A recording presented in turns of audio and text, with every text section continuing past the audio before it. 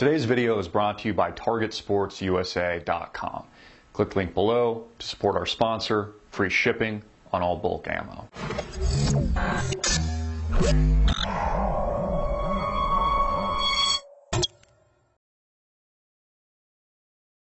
Is Bitcoin the future of money?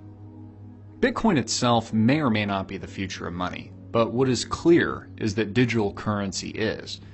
Bitcoin, one of many competing peer-to-peer digital currencies on the market today, promises to literally transform money exchange as we know it in the concept of international trade. So what is Bitcoin, and who is behind it? Bitcoin is based on a complex algorithm that solves mathematical equations via servers on the internet in order to verify its authenticity and value.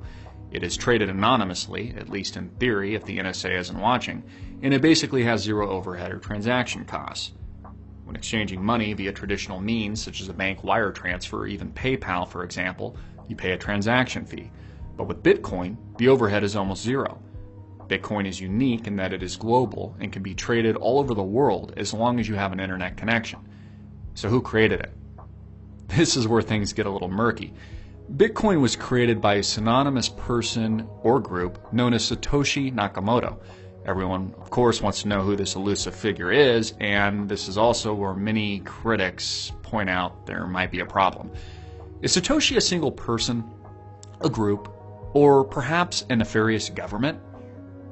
Although secrecy makes sense due to the fact that whoever created Bitcoin would likely be hunted like Edward Snowden, we must also remain skeptical as to the origin of the digital currency and its motives.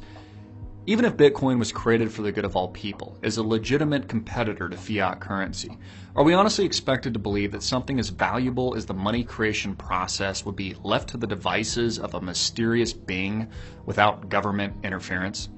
Would the U.S. government and governments around the world not take a keen interest in a subject that promises to rival the Federal Reserve System and challenge the U.S. dollar as the world reserve currency? Would they not co-opt it?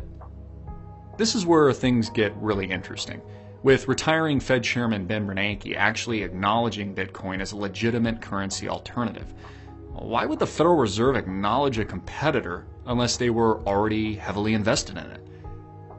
Bitcoin can be bought and sold on exchanges, mined, and also converted to more traditional currencies like the dollar, euro, and yen through intermediaries such as Mt. Gox. Recently, Mt. Gox has been specifically targeted by government agencies.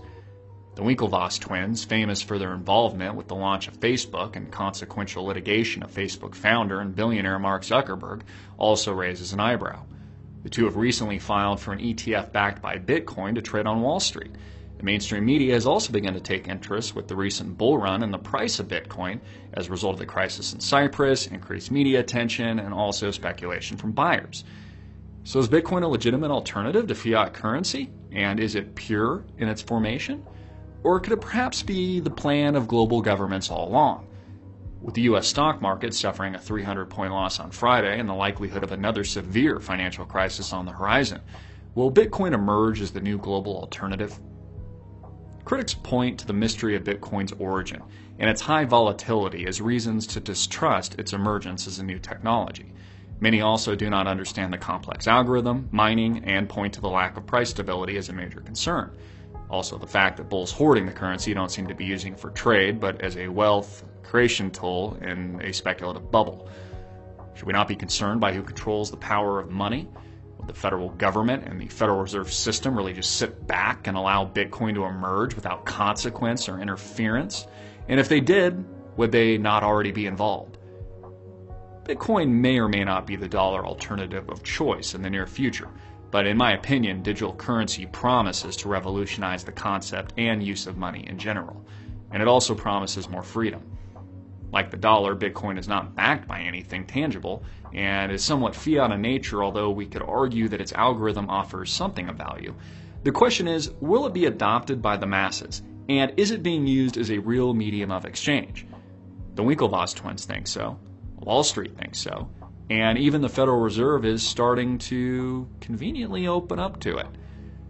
Although the promise of digital currency seems inevitable, I can't help but remain a skeptic in a world dominated and controlled by the power of money.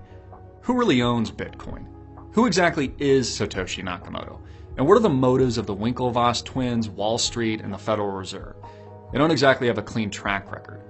Just like we don't trust the all-too-powerful bankers with special interests like the Rockefellers, Warburgs, or the Rothschilds, why should we openly trust Bitcoin without proper investigation and discussion when we don't even know its owners?